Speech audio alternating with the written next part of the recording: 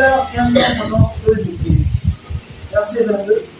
Que les prêtres qui s'approchent de Yahweh se sanctifient aussi, de peur que Yahweh ne les brise. Moshe dit à Yahweh, le peuple ne pourra pas monter sur la montagne de Sinaï, car tu nous as toi-même avertis en disant, fixe les limites de la montagne et sanctifie-la. Verset 24.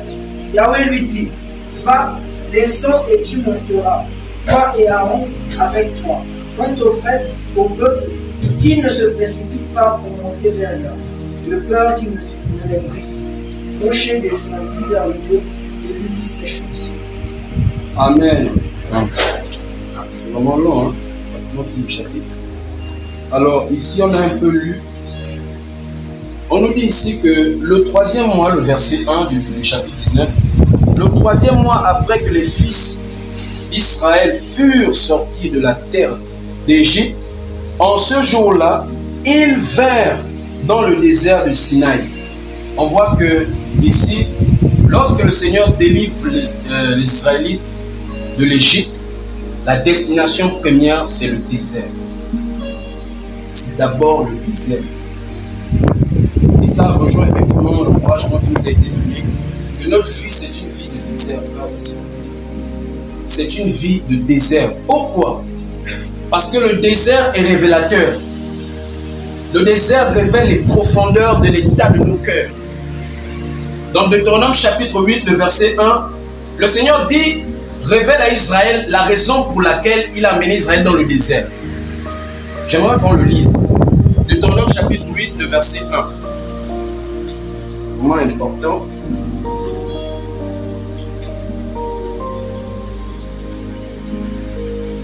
Deutéronome chapitre 8, le verset 1.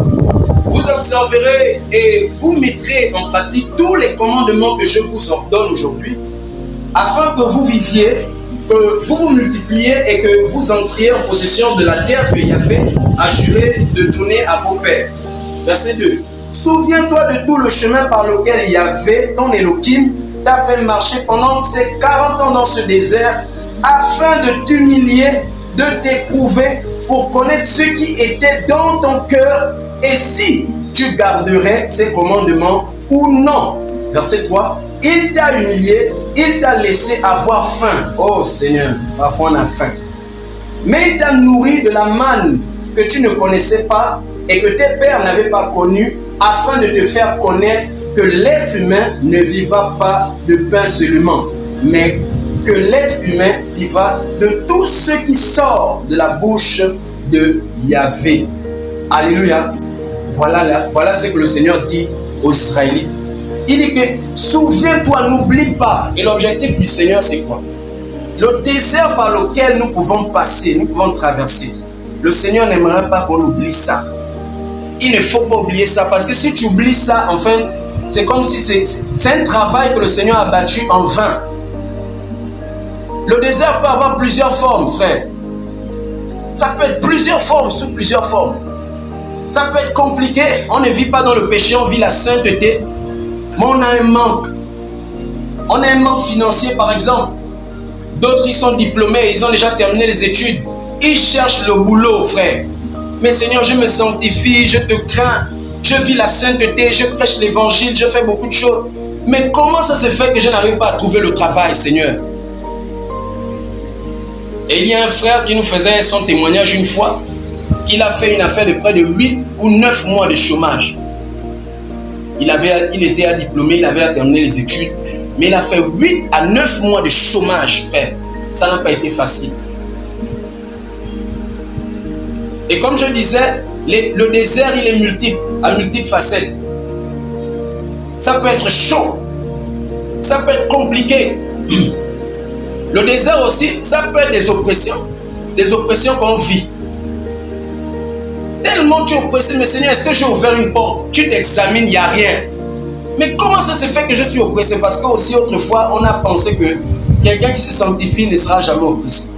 Quelqu'un qui se sanctifie va dormir comme un bébé, tout est rose. C'est ce qu'on a cru autrefois. Mais quand on lit bien les Écritures, on se rend compte que non, ce n'est pas le cas.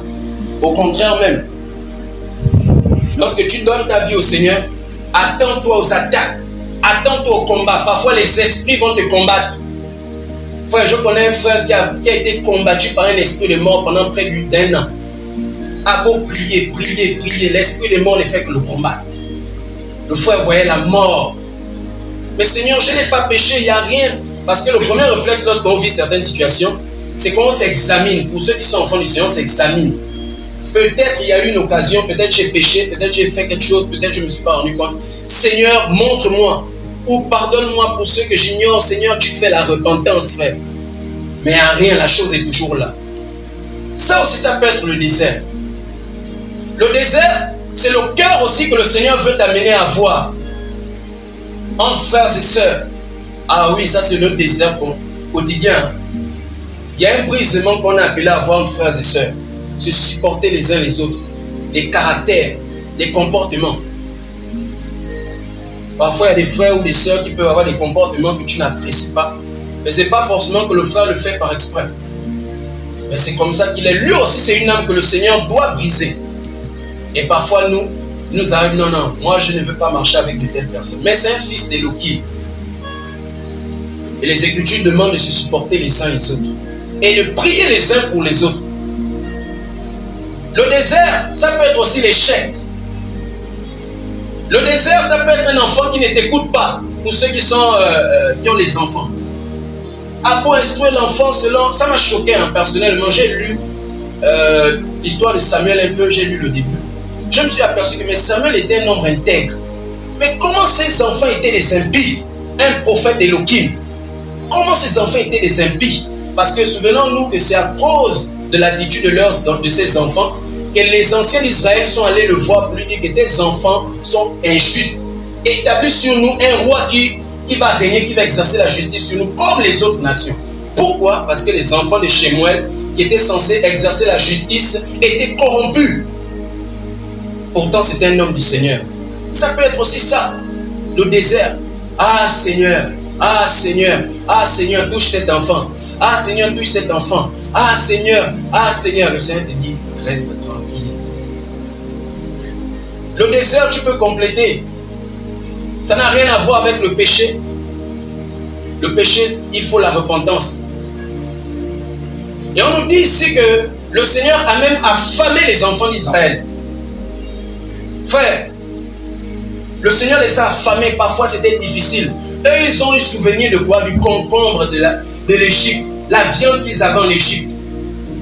Et comme je disais que le désert est révélateur, le désert révèle l'état de nos cœurs. Et vous voyez dans le passage, le Seigneur dit qu'il voulait voir quelles étaient les véritables motivations de leur cœur.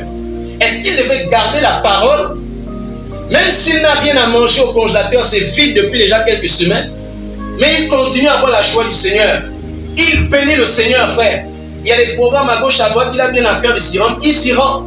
Ou elle s'y rend. Parce qu'il y a aussi des frères et des sœurs, quand ils vivent des difficultés là, ça lame partout. Oh non, frère, vous mangez. Vraiment, tout le monde va être informé. Parfois, c'est une difficulté que le Seigneur veut que tu vives ça. Tu endures ça parce que c'est nécessaire pour ta foi. Il y a quelque chose qui veut faire tomber. Paul disait dans Philippiens 2 que j'ai appris à vivre dans l'abondance, j'ai appris à vivre dans la disette. Frère, le Seigneur veut que nous soyons des hommes et des femmes qui apprennent à vivre quand il n'y a rien et qui apprennent à vivre quand il y en a en abondance. Il y a d'autres qui sont zélés quand ils ont tout, quand tout va bien. Mais une fois ils perdent une chose, le zèle diminue. Ce n'est pas le zèle là que le Seigneur veut que tu aies. Il y a d'autres, quand ils ont tout, ils deviennent fous. Excusez-moi de l'expression. Ils oublient complètement le Seigneur. Maintenant, le Seigneur, pour les ramener à ses pieds, il suscite parfois des galères. Et là, tu vois, la personne revient, ah, Seigneur, tu sais qu'il y a un peu toi. Ah, Seigneur, il y a un peu toi. C'est pourquoi quelqu'un un jour dans Proverbe, je ne sais plus si c'est Proverbe 24, il a fait une prière sage. Il a dit, Seigneur, écoute-moi. Donne-moi de peur que si je, dans le manque et dans la faim, je puisse aller mendier au point peut-être de voler. En même temps, ne me donne pas assez de peur que dans l'excès, je dise, mais qui est Yahweh? Oh, qui est Yahweh? Donne-moi le juste milieu. Et on nous dit que le Seigneur, dans Deutéronome 8, Le Seigneur a humilié Israël, frère. Il y a des moments où le Seigneur lui-même il t'humilie. Tu peux aller voir les frères, tu peux aller voir les sœurs, donner les sujets de prière. On prie, c'est comme si on ne priait pas. Parce que le Seigneur t'a plongé dans un désert. La seule issue, c'est de supporter, d'accepter. De dire, Seigneur, j'accepte. Il y a quelqu'un qui était un frère. Aujourd'hui, c'est compliqué pour lui. Il avait fait une chose. Il ne savait pas ce qu'il vivait. Voilà. Il avait dit au Seigneur, Seigneur, enlève-moi ça. Et là, quand il a fait cette prière, paf, il y a quelque chose qui est parti. L'anneau. C'est-à-dire, aujourd'hui, loin de la foi. Parfois, il y a des situations, frères, il y a des frères, sœurs, il y a des situations que tu vis. La seule issue, c'est de t'humilier devant le Seigneur. Tu peux tout faire, tout faire. La seule issue, c'est de t'humilier devant le Seigneur. Maintenant, si tu refuses ça, tu perds tout ce que le Seigneur voulait t'amener. Le Seigneur nous travaille dans le désert. C'est dans le désert qu'on a réalisé, dans Exode 32, on a vu que l'Égypte était encore dans le cœur des Israélites. C'est dans le désert. Pourquoi? Ils avaient déjà tellement idolâtré Moshe que lorsque Moshe est allé sur la montagne pour rencontrer le Seigneur, dans Exode 32, souvenez-vous, qu'est-ce qu'ils ont fait? Ils ont dit, Moshe, ce Moshe-là est tard. On ne sait même pas ce qu'il est devenu.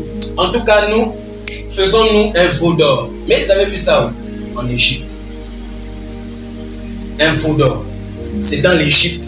Parce que le Seigneur savait que la terre qu'il les amenait, vous vous souvenez? Il disait que Canaan était une terre sainte. Vous vous souvenez, non? Et donc le Seigneur ne voulait pas que les enfants d'Israël rentrent à Canaan physiquement, mais spirituellement étaient en Égypte. Il fallait que l'Égypte meure. Et vous savez, le temps du désert, je vais vous dire ça pour nous encourager, le temps que tu fais dans le brisement, dans une situation, en fait, c'est proportionnel à ta sensibilité. Plus tu endurcis, plus ça prend du temps. Ceux qui comprennent vite, paf, ils vont voir que le désert il passe un peu vite. Mais les gens comme nous là, c'est chaud. Il faut d'abord têtu, tu pars à gauche, à droite. Tu cherches d'abord à faire vouloir sortir de tes propres issues, de tes propres forces. Non, peut-être je fais ça, peut-être je fais ça. Mais tu sens que tout est bloqué. Et à un moment donné, c'est quand tu dis, bon ok, je fais profil bas, Seigneur. Je m'arrête. C'est là où tu vois comment le temps fait passer. Et c'est pourquoi, d'une part avec Joseph, quand on lit souvent l'histoire de Joseph, oh pitié, ah, il y a un innocent comme ça. Comment ses grands frères l'ont vendu? Comment il allait se faire en esclavage en Égypte? Oh, on l'a abandonné. Ah, Joseph. Mais en réalité, cette histoire nous révèle également que Joseph, en fait, il avait un cœur dur. Joseph était un congosseur. Pourquoi? Lorsque ses grands frères travaillaient, lui, il était le dernier, il était ménagé de toutes tâches. Il venait, le père l'envoyait. Va regarder si tes frères sont en train de travailler, de paître le troupeau. Il arrivait en big, avec une tunique qu'on lui faisait spéciale. Il avait des honneurs que les grands frères n'avaient pas. Il arrive, il regarde. Vous vous souvenez, quand on travaille sous le soleil, un frère vient, il fait le commentaire. Qu'est-ce que ça fait? Oh non, frère, vraiment, le travail est dur, mais toi, tu es en train de travailler dur. Donc, certainement, les frères étaient irrités que lui, là, nous, on souffre. Lui, il est en tunique, il vient en big, il regarde. Ah, si, mais il faut bien creuser la tunique pour enlever là. Ça suscitait la colère. Et quand Joseph repartait, et attention à quoi ajouter, non seulement il est casé avec ça, mais il leur parlait encore de ses visions, de ses songes. Même pas avoir le cœur que venez, ah mes grands frères, venez, je vais vous aider. Rien. Je suis l'enfant chéri. Je suis aimé. Je suis le plus aimé. Je suis bien. Et il vient encore leur parler. J'ai fait un songe où j'ai vu vos gerbes, voilà, s'incliner devant ma gerbe. Les frères étaient irrités. Et Joseph avait ce cœur. Il avait cette fierté de fils aimé. Mais le Seigneur ne pouvait pas lui permettre d'entrer dans ce qu'il avait prévu pour lui s'il ne tuait pas ça. C'est pourquoi le Seigneur l'a plongé dans un désert. Et honnêtement, tout ce que Joseph a vécu, c'était proportionnel au travail que le Seigneur devait accomplir dans son cœur. C'est pourquoi Joseph a souffert. On l'a vendu. Vous imaginez en potence 200. Moi, fils aimé. 200. Fils aimé. Joseph a su ce que ça veut dire. On te marchandise. On te chosifie. Toi qui étais fils aimé, privilégié. Certainement quand on servait à table, il y avait des repas qu'on faisait pour le père en particulier, mais le plus petit avait ça. Je pense qu'on se souvient souvent, quand maman faisait la cuisine pour papa, elle fait un repas, elle dépose à table, ça c'est pour papa, elle vous sert tous. Maintenant, elle peut faire un autre petit truc, peut-être la banane, c'est toujours pour le boss. Mais le boss, quand lui vient manger, il a tendance à donner au plus petit. Il donne au plus petit parce qu'il est le plus petit. Et Joseph certainement avait ses privilèges. Mais vous voyez que ce par quoi le Seigneur l'a fait passer, toutes ces choses sont tombées. Et je peux vous garantir d'une chose, c'est que Joseph, dans cet état, ne comprenait pas. Il avait fait des visions, il avait fait des songes, mais il ne comprenait pas où le Seigneur le conduisait. Il ne comprenait pas. Certainement, dans sa prison, Joseph priait, il disait, mais Seigneur, pourquoi tout cela m'arrive-t-il? Nous, on a l'impression que Joseph comprenait tout, hein? C'est faux, frère. C'était un homme, la Bible dit, l'auteur aux Hébreux dit que c'était des hommes de même nature que nous. De la même manière dont parfois tu peux te poser des questions par rapport à ta vie, de la même manière aussi, Joseph s'est posé des questions. Comment je suis prisonnier aujourd'hui? Je suis là, je suis esclave. Mais c'est dans le désert, dans le pressoir, parce que le désert aussi c'est un pressoir, que l'huile véritable sort. C'est dans le désert. C'est dans le désert où le Seigneur nous presse. Tout ce qu'on a eu, tous les privilèges, le nom de famille qu'on porte, dans notre famille, moi, tu connais mon nom, moi, c'est dans le désert que ça meurt. Tu as une situation, tu n'as même, en fait, penser même à ton nom de famille, c'est la dernière des choses qui t'arrive. Le travail du désert. Frère, le désert. Joseph est passé par la prison. Et dans la prison, dans son désert, il a vécu l'injustice. Ah, voilà une chose que nous n'aimons pas vivre, frère. Je le dis parce que moi-même, je n'aime pas vivre ça. Frère, tu as raison. Moi, on te dit que tu as tort. Ce n'est pas facile, frère. Si ce n'est pas le Seigneur, tu ne peux pas vivre ça. Mais Joseph a dû vivre ça. Mais une des choses aussi qui nous encourage là-dedans, c'est que Joseph, malgré le désert par lequel il passait, il n'a pas oublié la Torah. Parce que souvenez-vous que Jacob est un homme d'Élohim. Et étant un homme d'Élohim, il avait certainement enseigné la parole du Seigneur à ses enfants. Et Joseph est allé en Égypte, mais il avait la loi du Seigneur dans son cœur. Et Joseph, malgré le désert, tout ce qu'il a eu à vivre en Égypte, il a gardé la parole du Seigneur. La preuve, c'est que la femme de Potiphar l'a harcelé sexuellement. Mais il n'a pas fléchi, il a refusé cela. Parce qu'il savait que ce n'était pas correct devant le Seigneur. Et parfois, certains parmi nous, en traversant le désert, on trouve là l'occasion d'abandonner la foi. Oh non, parce que c'est trop dur pour moi, je ne peux pas supporter. Moi, je ne peux pas. Voilà, moi. C'est une parenthèse. Un frère qui part demander la main à une soeur, ça ne marche pas. Ah, le frère trouve l'occasion de repartir dans le monde. Frère, il n'y a pas de raison. Tu n'as pas été sauvé à cause du mariage. Accordé ou pas accordé, marié ou pas marié, frère, tu dois tenir dans la foi. Tu dois tenir dans la foi. Et aussi de ça, on a écouté comme le frère dit non, c'est plus bon. Elle a trouvé le moyen de repartir dans le monde. Mais finalement, on suit le Seigneur ou on suit nos émotions ou on a une autre espérance. Je ne suis pas en train de dire que en fait, donner un jugement contraire, mais je dis une chose, frère. Rien ne doit nous ravir l'espérance d'aller au ciel. Rien. Et ça sont des objectifs, des principes qu'il faut se fixer même.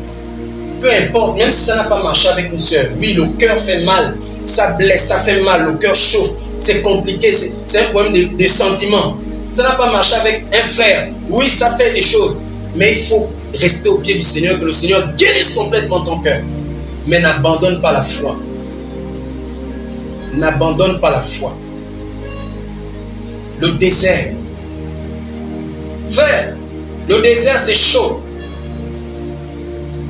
Et on voit ici qu'après la sortie de l'Égypte, le Seigneur a conduit tous 300 peuples dans le désert. La vie chrétienne, c'est une vie de désert. Peut-être ceux qui ne le savaient pas. C'est une vie de désert. Peut-être tu pensais que la vie chrétienne, c'est une vie en rose, comme moi. Moi, je pensais ça au début de ma conversion. Mais j'ai été agréablement surpris. Je me suis dit, mais Seigneur, tu m'as mis dans un piège. Tu m'as tendu un piège ou quoi? Je voyais souvent les frères et les sœurs où je priais avant. c'était la joie, c'était beau. En fait, je n'imaginais même pas qu'il y avait des problèmes au milieu des enfants du Seigneur. Pour moi, c'était les plus parfaits. J'avais même des idées où on pouvait construire une cité, rien que les enfants du Seigneur, les chrétiens, on est là. Voilà, c'était ça ma vision. Mais après, le Seigneur m'a amené à réaliser que nous sommes des hommes. Et qu'elle n'est pas toujours rose. C'est une vie de brisement, de façonnement. Et je vous assure, ceux qui ne vivent pas le désert, pose-toi la question sur ta conversion.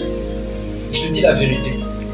Il n'y a personne qui ait réellement accepté le Seigneur et qui vit une vie en rose. Mais sauf que dans le désert que chacun peut vivre, les uns les autres ont su en tirer la force. C'est pourquoi il y a des frères qui ont compris, des sœurs qui ont compris que peu importe le désert que je traverse, ça ne doit pas me ravir ma joie de servir le Seigneur. Ça peut être compliqué à la maison, mais je continue à persévérer dans la marche. Je continue à faire ce que le Seigneur me met à cœur de faire. Tu ne vas pas aller prêcher l'évangile seulement quand ton salaire passe. Non! Même quand ça ne passe pas. Tu dois aller prêcher l'évangile. Si le Seigneur t'attend à prêcher l'évangile, la bourse. On a la bourse, là, je retard. Ah, mais Seigneur, regarde tout ce que je vis déjà. Ah non, frère, mon frère, c'est comme allons-y. Ah, non, je suis un peu touché là. Depuis là, la bourse n'arrive pas. Je vis les temps difficiles. Ah, frère. Donc, quand la bourse arrive, c'est là que le feu arrive. Il y a un problème. Frère, c'est chaud. Le désert. Dans le désert, il y avait la chaleur. Je ne sais pas si les Israélites avaient des parapluies comme nous aujourd'hui. Il y avait la chaleur. Le soleil les frappait. C'était compliqué. Ils transpiraient sur eux. Mais le Seigneur a pourvu que leurs pieds, leurs chaussures ne s'usent jamais. Vous imaginez, nous, nos chaussures, on achète, elles sont belles. Mais d'ici quelques années ou quelques mois, elles sont mortes. Mais eux, ils ont fait 40 ans. La même chaussure, le guerrier en forme. Toujours au point. 40 ans. Voici la fidélité du Seigneur.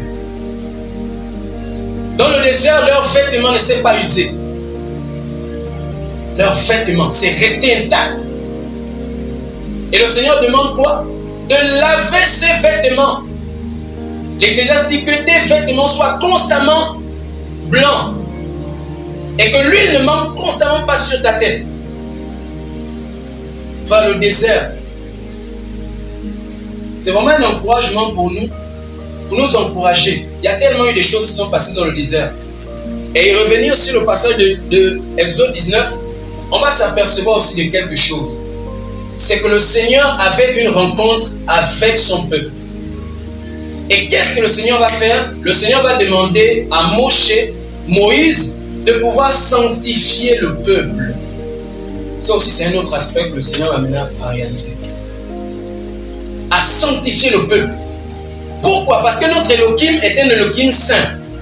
Et il faut que ceux qui s'approchent de lui soient aussi saints. Il faut que les hommes et les femmes qui prient le véritable Dieu soient aussi des hommes et des femmes qui se sanctifient réellement selon la parole de Dieu. Et le Seigneur avait une rencontre avec son peuple. La première chose, sanctifie le peuple. Il dit même les prêtres, il faut les sanctifier parce que si eux, ils franchissent la ligne, ils pourront être frappés. Mais il y a une chose qui attire mon attention une fois de plus, c'est que lorsque le Seigneur est descendu sur la montagne, voici ce que la Bible dit. Au verset, le verset 16, le verset 15 d'abord, il dit au peuple, soyez tous prêts pour le 3e jour et ne vous approchez pas de vos femmes. Waouh!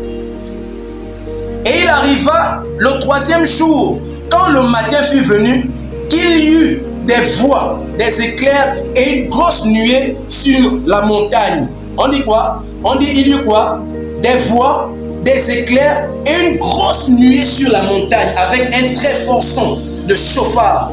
Et tout le peuple dans le camp fut effrayé. On dit quoi? Le matin, le Seigneur est matinal. Il est toujours au rendez-vous à l'heure.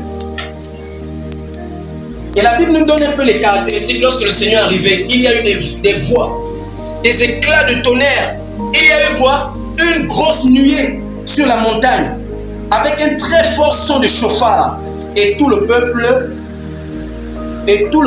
dans le camp fut effrayé. Verset 17. Alors Moshe fit sortir le peuple du camp pour aller au-devant d'Élohim et ils s'arrêtèrent au pied de la montagne. Or le mont Sinaï était tout couvert de fumée face à Yahvé qui y était descendu dans le feu. Alléluia. Frère, quand le Seigneur descend, c'est dans le feu. C'est pourquoi on se souvient dans Actes chapitre 1, je pense Actes chapitre 2, on nous dit que lorsque les disciples étaient dans la chambre haute, ils étaient en train de quoi? Ils étaient en train de persévérer dans la prière. Frère, les disciples avaient compris. Les 120 disciples avaient compris. Les disciples, c'est une parenthèse que j'ouvre, les disciples avaient une promesse, notamment dans Jean chapitre 16, la réception du Paraclet, sinon de l'Esprit du Seigneur. Mais les disciples, le Seigneur leur a dit, ne vous éloignez pas de Jérusalem. Les disciples sont allés à Jérusalem et au lieu de rester oisifs, il y avait une promesse. Parmi eux, il y avait comment on appelle ça, des pêcheurs. Parmi eux, il y avait certainement des charpentiers. Parmi eux, il y avait des anciens collecteurs d'impôts, tels que Matthieu. Parmi eux, il y avait des femmes de mauvaise vie autrefois, parmi les 120 disciples. Mais tous, d'un commun accord, s'étaient accordés pour persévérer dans la prière. Ils ont attendu la promesse dans la prière. Frère, nous on attend la promesse dans quelle attitude? Le Seigneur t'a fait une promesse dans ta vie par rapport à un aspect spécifique. Mais dans quelle attitude attends-tu la promesse? Beaucoup ils attendent la promesse dans les plaintes. Ah, le Seigneur m'avait dit. Hein. Ah, le Seigneur m'avait dit. Hein. C'est que un frère ou une soeur peut même se rapprocher de toi. Le Seigneur m'a montré que vraiment, voilà ce qu'il veut faire avec toi. Si tu es smart, tu dis vraiment, depuis que le Seigneur m'a dit ça, depuis, c'est dans les plaintes. Mais les disciples n'ont pas fait ça, frère. Les disciples ont compris qu'il fallait attendre la promesse dans la prière. C'est une parenthèse que je referme. Et lorsqu'ils étaient en train d'attendre la promesse, la Bible dit que soudain ou tout à coup, il y eut dans la maison, dans la chambre dans laquelle ils étaient, un vent impétueux. Le bruit, comme le bruit d'un vent impétueux. Et des langues semblables à des langues de feu se posèrent sur chacun d'eux. Tac, tac, tac. Et dans Exode 19, on nous dit que le Seigneur est arrivé sur la montagne. Le rendez-vous avec son peuple, il est descendu dans le feu. Frère, je suis venu nous dire, par la grâce du Seigneur, que le Seigneur veut. Le Seigneur veut descendre dans le feu, au milieu de son peuple. Le Seigneur veut descendre dans nos réunions, dans le feu. C'est pourquoi je disais tout à l'heure dans mon sujet de prière que là où le Seigneur est, frère, les choses bougent. Là où le Seigneur est, même dans la vie de quelqu'un dans laquelle le Seigneur se trouve, les choses bougent. Dans Jean chapitre 3, qu'est-ce que dit le Seigneur? Le Seigneur dit, on entend le vent, on ne sait ni où il vient, ni où il va. Il en est ainsi de tout homme qui est né de l'esprit. Frère, les hommes et les femmes qui sont nés de l'esprit sont comme le vent, insaisissables. La direction, tu ne sais pas. Tu sais seulement le sens. Oh, il fait ça. Mais tu ne sais pas est-ce qu'il va faire ça. On ne connaît pas sa direction. Est-ce qu'elle est rectiligne? Est-ce qu'elle est curviligne? Est-ce qu'elle est circulaire? On ne connaît pas la direction des hommes et des femmes qui sont nés de l'esprit. Or, l'église, c'est l'assemblée des hommes et des femmes qui sont nés de l'esprit. Oui, vrai ou faux? Donc, ça veut dire qu'on est censé être insaisissable. Mais pourquoi on est saisissable même pour nous-mêmes? C'est que certainement, il y a un problème. Et comme on le dit souvent, dans Apocalypse chapitre 1, je pense le verset 7, on nous dit que le Seigneur était au milieu des 7 chandeliers d'or. Or, lorsque l'ange qui parlait à Jean lui a donné la signification des 7 chandeliers d'or, il disait que les 7 chandeliers d'or représentaient l'Église. Ça veut dire qu'au début, le Seigneur était au milieu de son peuple. Mais dans Apocalypse chapitre 3, le verset 20, la Bible dit, je me tiens à la porte. Qu'est-ce qui s'est passé? Lui qui était à l'intérieur, il se retrouve à la porte contre les femmes. C'est qu'on l'avait mis dehors. Ça veut dire qu'à un moment donné, une assemblée peut mettre Yeshua dehors. C'est possible. Et lorsque le Seigneur est dehors, c'est facile de voir. Il y a tout sauf le mouvement de l'esprit.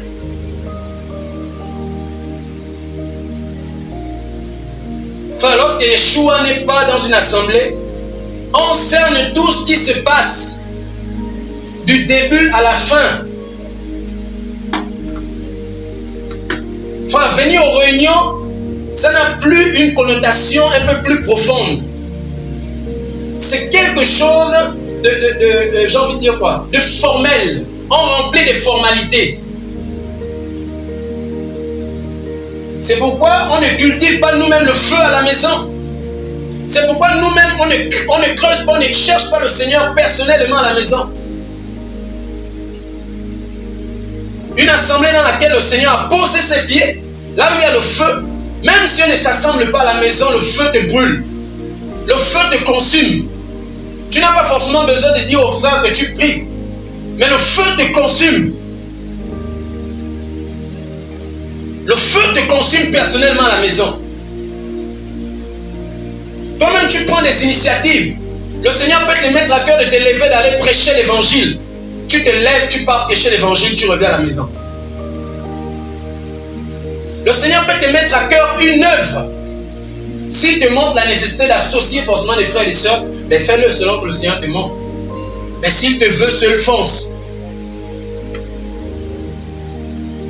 Enfin, une assemblée dans laquelle le Seigneur a posé ses pieds avec le feu, les gens ne vont pas attendre qu'on décrète d'abord les temps de jeûne collectif. Jamais. Les gens n'attendront pas ça.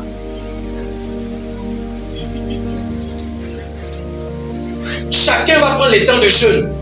Pourquoi? Parce que j'ai besoin d'humilier mon âme devant Yahvé.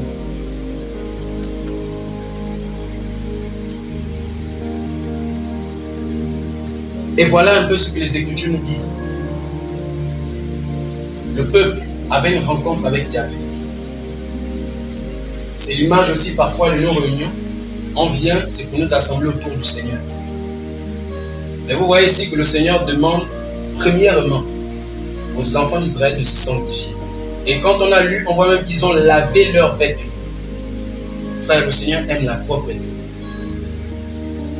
La première propreté, la propreté spirituelle.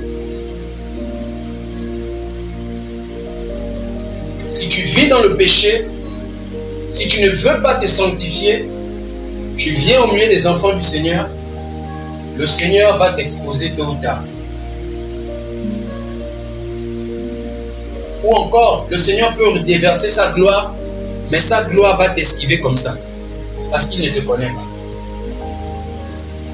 Sa gloire va t'esquiver. Enfin, le Seigneur veut poser ses pieds de feu dans notre assemblée, frère. Le Seigneur veut poser ses pieds de feu dans ta vie. Et là où le Seigneur n'est pas, ce sont des programmes qui s'établissent bien définis. Il n'y a plus la promptitude des programmes bien établis. Vous allez voir, hein, on lit, lisons 1 Roi 19. 1 Roi chapitre 19. On va lire ça aussi, c'est quelque chose qui est beaucoup étonnant. Hein. Un prophète d'Élohim, celui qui a confronté l'esprit des eaux. Mais le grand prophète s'est trompé. 1 Roi chapitre 19, le verset 1. Je lis. Akab rapporta à Jézabel tout ce qu'Élia avait fait et comment il avait tué par l'épée tous les prophètes. Et Jézabel envoya un messager vers Élia pour lui dire qu'ainsi me traitent les Élohim et qu'ainsi il y ajoute si demain, à cette heure-ci, je ne me sers pas de ton âme comme l'âme de l'un d'eux. Et voyant cela, il se leva et s'en alla pour son âme. Il arriva à Beersheba, qui appartient à Yehuda, donc Juda, et il laissa là son serviteur. Pour lui, il marcha où? Dans le désert. Pour lui, il marcha dans le désert le chemin d'un jour, et il alla s'asseoir sous un genêt. Il demanda la mort pour son âme en disant, c'en est assez. Yahvé, prends mon âme. Yahvé, prends mon âme, car je ne suis pas meilleur que mes pères. Il se coucha et s'endormit sous un genêt. Voici un ange le toucha et lui dit, lève-toi, mange. Et il regarda et voici, à son chevet, un gâteau cuit sur des pierres chaudes et une cruche d'eau. Il mangea et but, puis il retourna se coucher. L'ange de Yahvé vint une seconde fois, le toucha et lui dit, lève-toi, mange, car le chemin est trop long pour toi. Frère, dans le désert, le chemin est long. On ne connaît pas l'issue. On connaît juste comment on a commencé. On ne sait pas quand ça va terminer. Le chemin est long. Il se leva, mangea et but. Puis, avec la force que lui donna cette nourriture, il marcha 40 jours et 40 nuits jusqu'à Horeb, la montagne d'Élohim.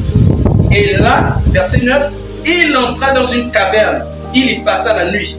Et voici la parole de Yahvé vint à lui et lui dit, que fais-tu ici, Élia? Et il dit, j'ai été jaloux pour Yahvé, Elohim, parce que les enfants d'Israël ont abandonné ton alliance, ils ont renversé tes autels, ils ont tué tes prophètes par l'épée. Je suis resté, moi, seul, et ils cherchent mon âme pour l'enlever.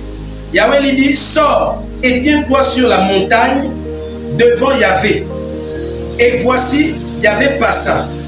Et devant Yahvé, il y eut un grand vent impétueux qui déchirait les montagnes et qui brisait les rochers. Ainsi, Yahvé n'était pas dans ce vent. Après le vent, un tremblement de terre, mais Yahvé n'était pas dans ce tremblement de terre. Après le tremblement de terre, un feu, mais Yahvé n'était pas dans le feu. Et après le feu, une voix calme et petite. Alléluia. Je ne sais pas si vous suivez un peu comme moi. La Bible nous dit que Élie est parti. Il était dans une caverne, le Seigneur dit sort. Et ce qui a précédé l'action du Seigneur, c'est quoi? Il y a eu d'abord un grand vent qui a déchiré même les montagnes. Certainement, Élie dans son cœur s'est dit, ah non, certainement le Seigneur est là. Parce que si on se réfère à ce qu'on a lu dans Exode 19, c'est comme ça que le Seigneur s'est révélé en Israël. Quand il est arrivé, les montagnes, il y a eu des éclats. Il y a eu toute une agitation sur la montagne. Et Élie, certainement, je dis certainement, avait connaissance de cela. Et s'est dit non, certainement, ça c'est Yahvé qui a fait ça. Mais la Bible dit que Yahvé n'était pas dedans. Après le vent, on nous dit quoi? Le tremblement de terre. Oh non, certainement Yahvé est dans le tremblement de terre. Mais la Bible dit que Yahvé n'était pas dedans. Après le tremblement de terre, on nous dit quoi? Il y a eu un feu. Mais pourtant, dans Exode 19, le Seigneur est descendu dans le feu. Mais la Bible dit ici que Yahvé n'était pas dans le feu. Mais il était où? Dans une petite voix, dans une voix calme et petite. Frère, c'est un enseignement que nous devons dire. Le Seigneur, notre Elohim, est insaisissable. C'est pourquoi dès lors qu'on commence à vouloir canaliser l'Esprit du Seigneur, c'est la mort qui s'installe. Même dans nos vies. Je dis principalement d'abord dans nos vies. En fait, dans une vie dans laquelle l'Esprit du Seigneur ne se meut pas, n'est pas en mouvement selon qu'il veut, c'est pas évident. C'est pourquoi on peut se retrouver dans des vies où on ne grandit pas. On peut faire un bilan, ça fait 3 ans que tu es converti, mais qu'en est-il de ta marche? Toujours les mêmes choses. Pourquoi? Parce que le Seigneur n'est pas pleinement le maître de ta vie. Souvenons-nous, lorsqu'on a donné notre vie, on a dit quoi? Seigneur Jésus, je pense que la plupart d'entre nous on a reçu le Seigneur au nom de Jésus. Seigneur Jésus, je te reçois dans ma vie comme Sauveur et Seigneur. C'est cette déclaration qu'on a faite. C'est vraiment pour nous encourager, frère. Le Seigneur, si le Seigneur s'est manifesté aujourd'hui par le feu, ça ne signifie pas que toutes les fois qu'il y aura le feu, c'est le Seigneur. Sinon, ça, c'est une religion, comment on peut ça? C'est un système qu'on établit. Si le Seigneur s'est manifesté aujourd'hui par le tremblement de terre, ça ne signifie pas qu'à chaque fois qu'il y aura le tremblement de terre, c'est le Seigneur qui se manifeste. Non, frère. L'Esprit ne fait jamais de copie. Toujours l'original légalisé. L'Esprit ne fait jamais les copies. C'est pourquoi vous verrez dans les évangiles, lorsque le Seigneur avait été face à des cas, il ne réagissait pas de la même manière. Il y a des personnes pour qui, par exemple, je pense que c'est Bartimée qui était aveugle, non? Bartimée était aveugle Et il a prié pour Bartimée. Bartimée a recouvert la vue, non? C'était Bartimée, non? Qui, lorsqu'il passait, fils de David, aie pitié de moi. Il a prié pour Bartimée, non? Que veux-tu que je fasse pour toi? Oh non, je veux recouvrir la vue. Alors, retrouve la vue. Il a recouvré la vue, non? Mais souvenez-vous aussi, il y avait un autre aveu qu'on avait amené devant le Seigneur. Le Seigneur avait fait quoi? De la boue avec sa salive. Il a appliqué sur les yeux. Pourtant, c'est le même cas. Mais pas de la même opération. Frère, le Seigneur ne fait jamais deux fois la même chose. Ce n'est pas l'Élohim de la Bible. Facilement, on peut passer à côté de l'action du Seigneur. Pourquoi? Parce que l'homme est plus disposé à vouloir cerner. C'est pourquoi vous allez voir que l'homme a du mal. En fait, la foi est dure pour l'homme parce que l'homme aime saisir. Il aime ce qui est rationnel, ce qu'il arrive à gérer dans sa tête. Or, il se trouve que l'Esprit du Seigneur est irrationnel. Parfois, l'Esprit du Seigneur est incohérent. Ah oui, l'Esprit du Seigneur n'est pas cohérent parfois, frère. Et c'est là où parfois on tombe dans la religion parce qu'on veut à tout prix cerner le Seigneur. On veut à tout prix canaliser le Seigneur. Moi, Seigneur, par rapport à ma situation là, je peux prendre cet exemple. Par exemple, quand tu demandes la main sœur, tu pries le Seigneur, non? Oui. Moi, j'ai prié le Seigneur personnellement. Mais beaucoup là, qu'est-ce qu'on attend? Vous allez voir que quand on prie le Seigneur, que le Seigneur nous répond, on a déjà en fait identifié les moyens par lesquels le Seigneur doit nous parler. Une prophétie, un songe, une vision. Et on a même écarté l'aspect que le Seigneur peut te parler par un passage biblique. Et pourtant, le premier canal par lequel le Seigneur parle les hommes, c'est sa parole. La Bible. Enfin, moi, je n'ai pas eu de songe. Le Seigneur m'a parlé par sa parole. Par rapport à celle qui est mon épouse aujourd'hui, ça c'est mon témoignage personnel. Il m'a donné des passages clairs. J'ai béni le Seigneur. Frère, facilement on passe à côté. Voilà pourquoi on peut être surpris de la sécheresse dans nos vies. Nos vies d'abord personnelles. Oui, on peut prêcher l'évangile. Oui, on peut faire beaucoup d'actions. On peut faire beaucoup de choses. Oh non, je vais toujours en mission. Oh non, je prêche toujours en assemblée. Oh non, je chante toujours.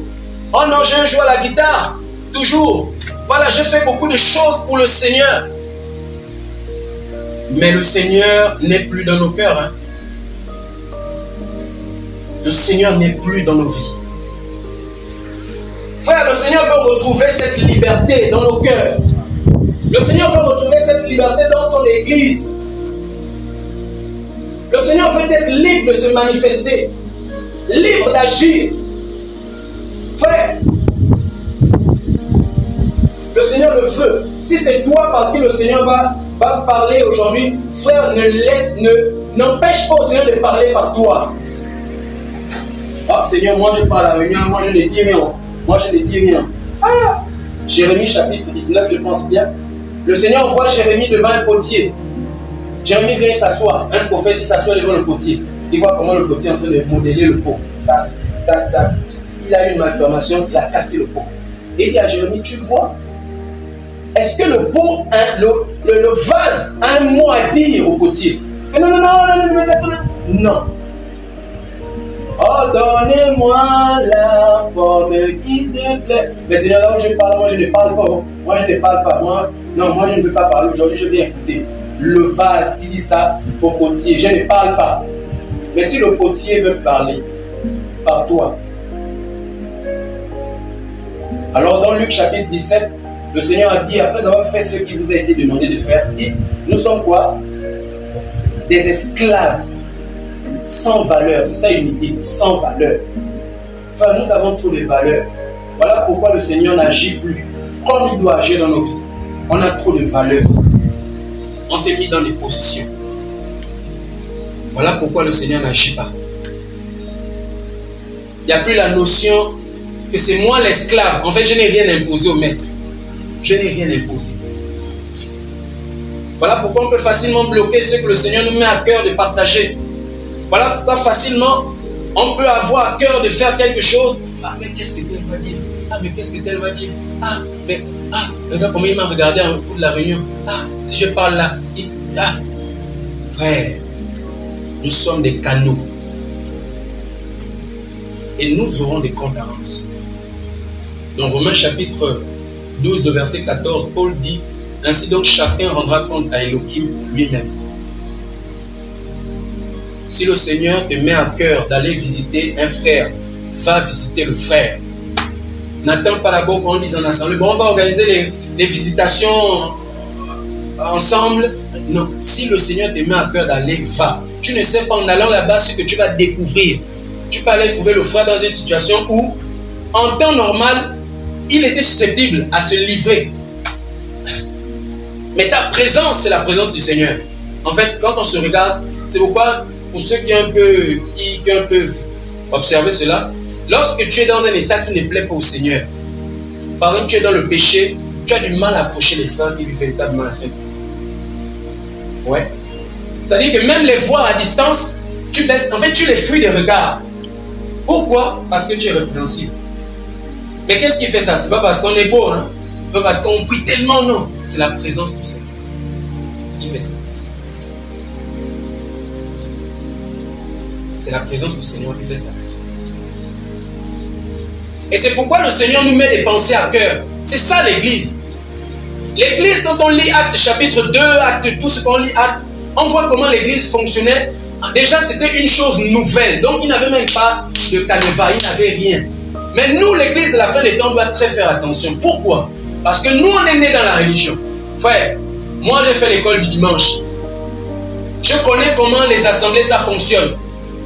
Beaucoup là, on sait, on a déjà un arrière-plan religieux. Et c'est plus dangereux pour nous parce qu'on est proche de la religion, à tout bout de champ.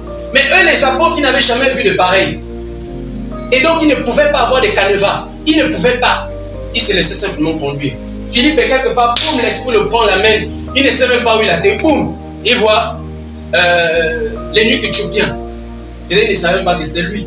Mais il voit, et l'esprit lui dit, approche-toi de ce qu'on voit. Il approche. Il va dire, ah non, il faut d'abord que j'essaie un peu d'appeler Pierre.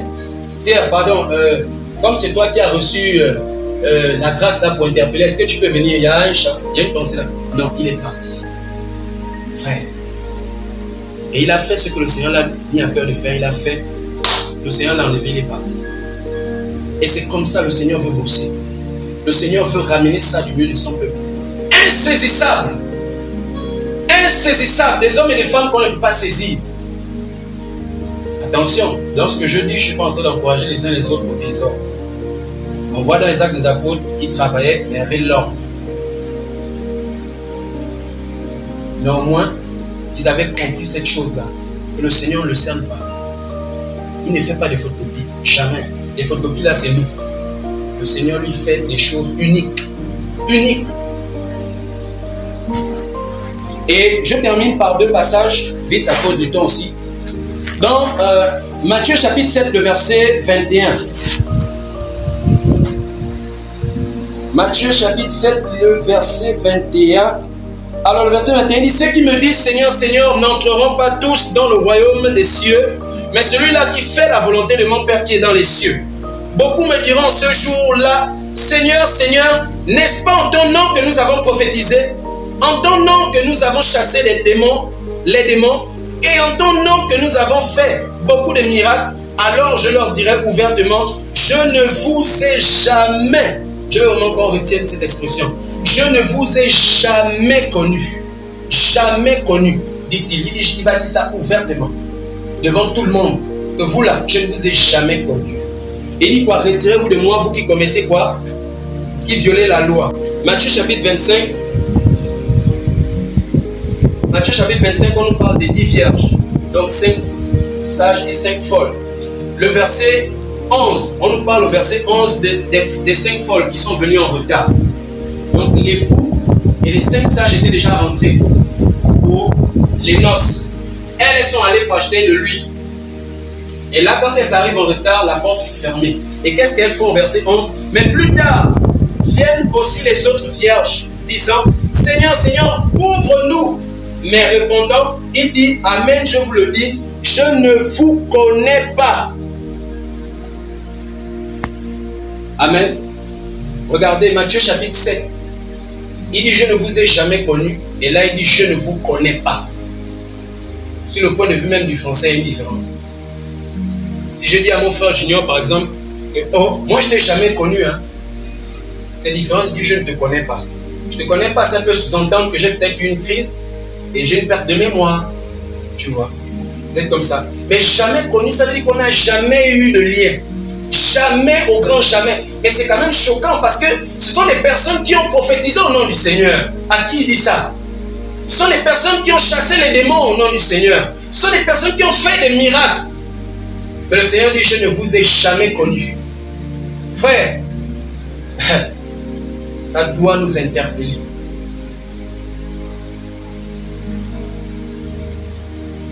Et là-bas, dans Matthieu 25, il dit, je ne vous connais pas. Parce qu'effectivement, elles étaient vierges. La virginité, c'est l'image de quoi? La pureté, la sainteté. Donc, quelque part, c'était des personnes certainement qui s'étaient données au Seigneur, mais qui n'avaient peut-être pas accepté certaines choses que le Seigneur leur imposait de faire, ou leur demandait de faire. Ou qui avaient à un moment donné arrêté certaines choses. Parce que souvenons-nous que le sage peut quitter de la position de sage à fou. Hein. Dans Ecclésiaste, là-bas, Ecclésiaste, je pense, chapitre 7, le verset 6, la Bible dit que l'oppression peut rendre le sage insensé. Ouais. Tu peux être sage aujourd'hui, mais demain tu es folle. C'est possible.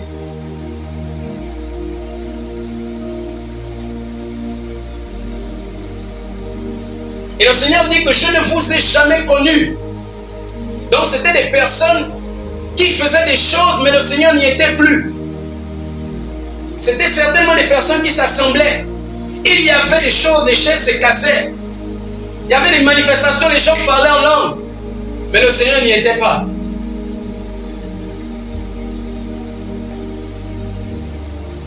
Le Seigneur n'était plus. Qu'est-ce qui était? Bonne interrogation. Donc pour nous encourager, frères, ne limitons pas la présence du Seigneur à quelques manifestations. Ne limitons pas la présence du Seigneur parce que les uns et les autres parlent en langue. Non, frère. Une assemblée dans laquelle le Seigneur est vivant, les gens vont se sanctifier d'eux-mêmes. On n'a pas besoin de jouer au policier. Tu es seul. Il y a ton ex-petit copain qui t'envoie un message comme comment.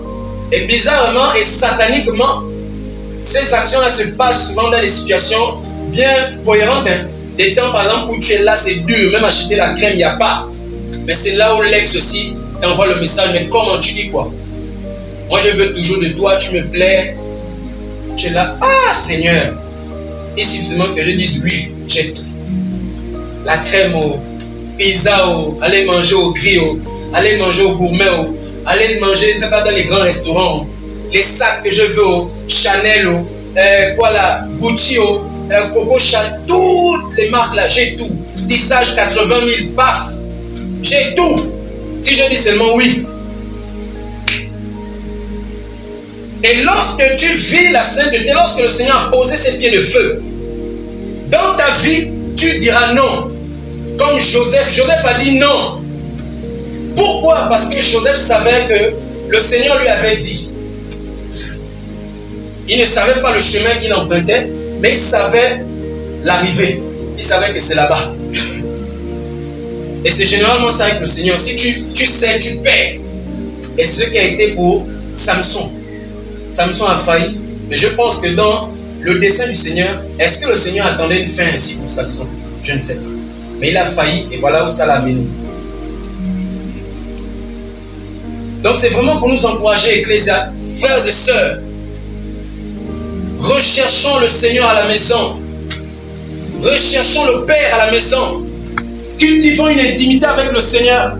Attachons-nous au Seigneur. Pas un lieu, pas un frère, pas une sœur, pas un groupe de personnes. Attachons-nous à Yeshua. Frère, c'est ce à quoi on a été appelé.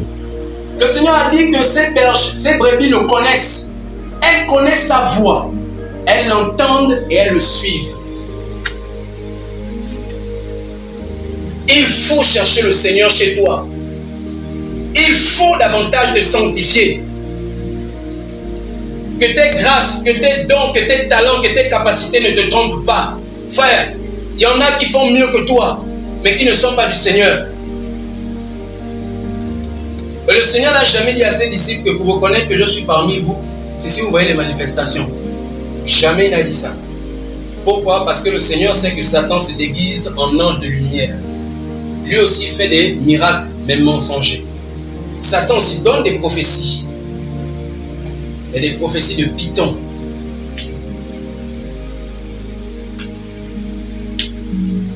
Le Seigneur dit, vous serez saints, car je suis saint. Pour reconnaître que quelqu'un, le Seigneur dans la vie de quelqu'un, c'est quelqu'un qui se sanctifie, qui vit la sainteté, indépendamment des frères et des sœurs. Même là où les frères ne le voient pas, ils refusent le mal, ils refusent les ténèbres. C'est la dernière évaluation de la dernière matière. Si tu ne la prends pas, tu rates le semestre. Tout le monde pompe. Et là, tu es là. Oh Seigneur, si je rate la matière, là, je reviens l'année prochaine.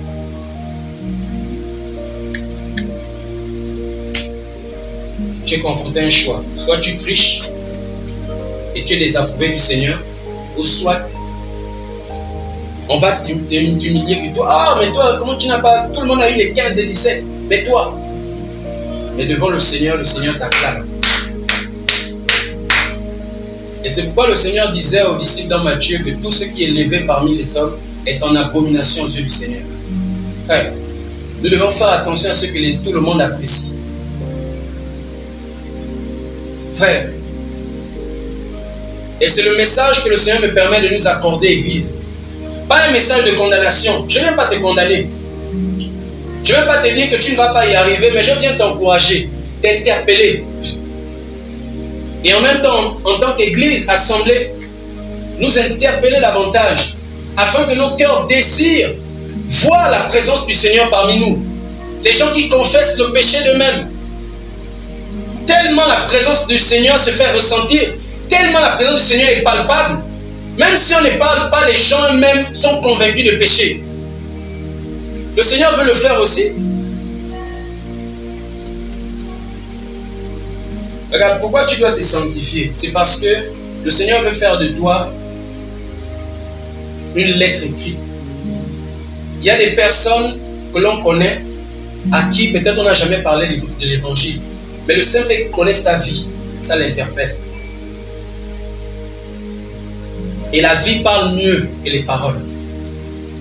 C'est pourquoi le Seigneur veut davantage travailler ton cœur. C'est pourquoi, dès aujourd'hui, comprends que le désert, c'est notre quotidien. Ne refuse plus le désert, mais accepte le désert. Bénis le Seigneur dans le désert, même si c'est dans les larmes, même si c'est dans les pleurs. Bénis le Seigneur. Chante des cantiques. La Bible dit que celui qui souffre, qu'est-ce qu'il doit faire? Il prie. Prie, chante des cantiques. Bénis le Seigneur pour ce que tu vis. Seigneur, je te rends grâce pour telle chose, telle chose, telle chose. C'est une marque de foi. Ça te fortifie dans ton esprit. Frère, je me souviens, à un temps, il y avait des frères qui parlaient à leur propre reflet sur le miroir. Ils se mettent devant le miroir, ils s'exhortent. La même manière, il est tranchant avec les gens, il est tranchant avec lui-même. Et si tu ne te sanctifies pas là, tu meurs, c'est l'enfer, mon ami. Et il se tranche lui-même, il se met l'épée. Il y avait des frères qui avaient cette rigueur, ce truc-là. Pourquoi? Parce qu'ils voulaient de plus en plus être attachés au Seigneur. Pas attachés au miracle, pas attachés à la prédication, pas attachés aux grâces. Non, frère, on a vu que faire ces choses ne nous garantissent pas d'être approuvés du Seigneur. On l'a vu.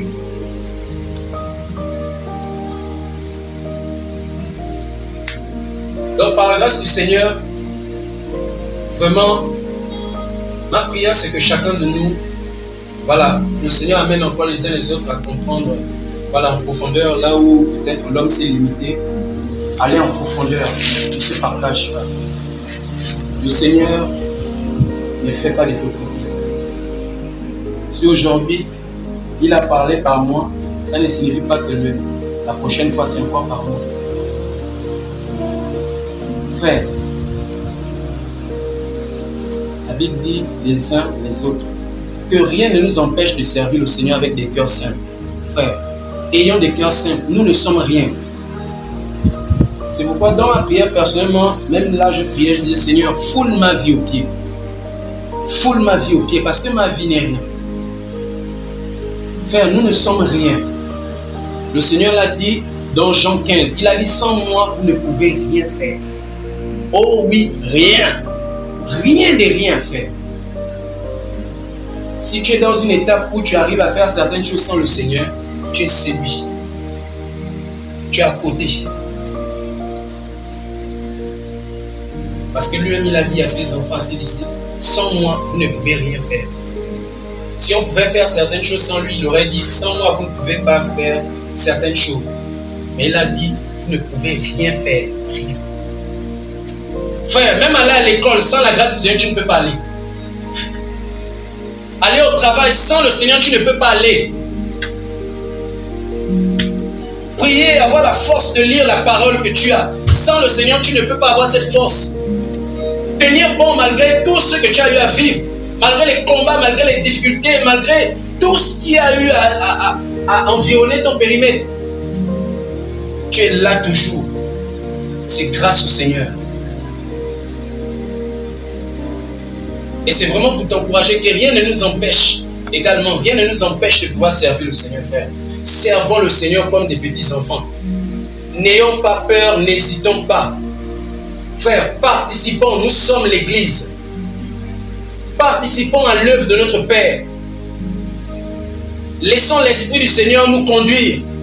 Laissons l'Esprit du Seigneur nous agiter comme il le souhaite. Laissons l'Esprit du Seigneur nous donner des pensées.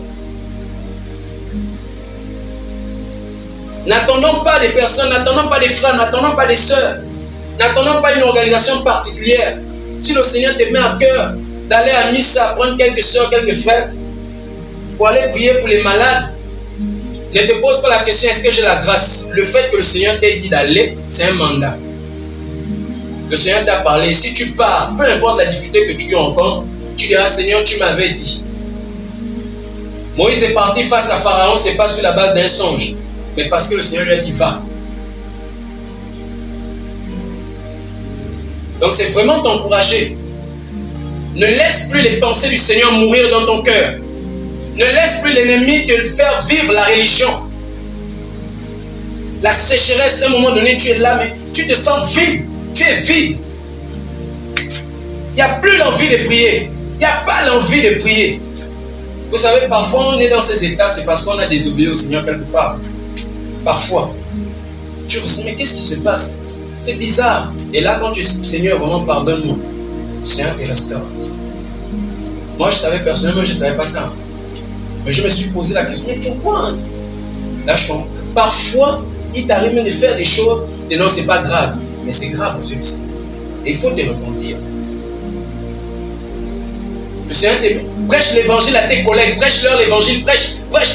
Non, Amen. Et c'est ça. Il faut être sage. Et le Seigneur a attristé. Et tu es en train de pécher. Hein. Ce sont des messages qu'on ne prêche plus de plus en plus. Mais c'est la parole. Tu viens à peine de pécher là. Parce que l'Esprit t'a demandé de faire quelque chose. Mais tu n'as pas fait. Non. Et il y a aussi un aspect, merci Seigneur. Le Seigneur est un Elohim de temps et de saison. Ça signifie quoi? Si par exemple le Seigneur met à cœur, il te dit non, Lévi, demain va à Potos, c'est un exemple. Hein? Voilà, ce sont les exemples que j'ai. Va à Potos, tu vas prêcher l'évangile. Si toi, tu te dis non, demain j'ai telle chose à faire, j'ai telle chose à faire, d'abord, alors que ce sont des choses qui sont secondaires, tu dis bon, je vais faire ça lundi. Par la grâce du Seigneur, je vais faire ça lundi. En fait, tu passes à côté. Tu passes à côté. Parce que le Seigneur avait prévu que c'est ce jour-là qu'il avait déposé quelque chose. Je vous pose une question. Si les enfants d'Israël étaient venus le surlendemain du jour qu'ils avaient la rencontre avec le Seigneur, est-ce que le Seigneur devait les attendre? Oui. Et ce sont des aspects parfois qui font en sorte qu'on contrôle le Seigneur. En fait, ce n'est plus le Seigneur, c'est nous les Seigneurs.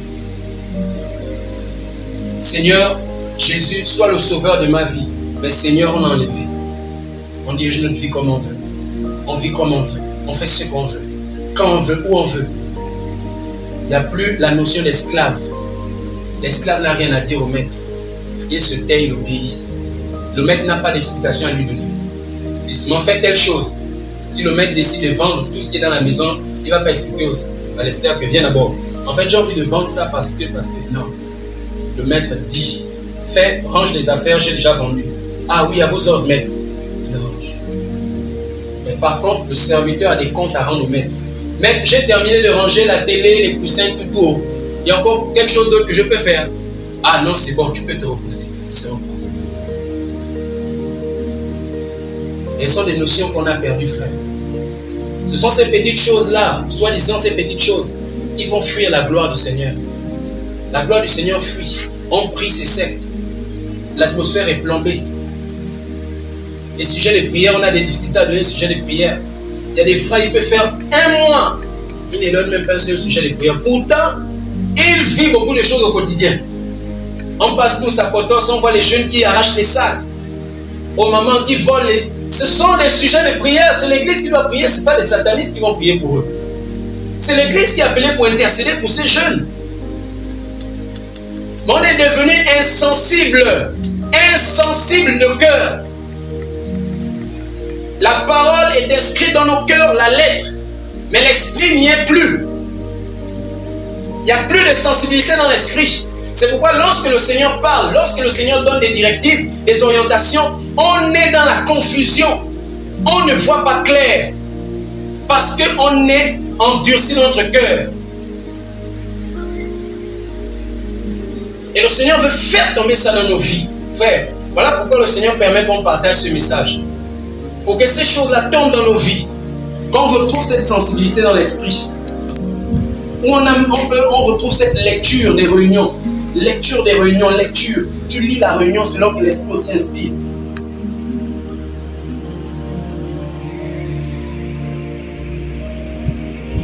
Ah. Que le Seigneur soit béni, frère. Que le Seigneur vraiment soit béni. Et je veux compris par rapport à tout cela.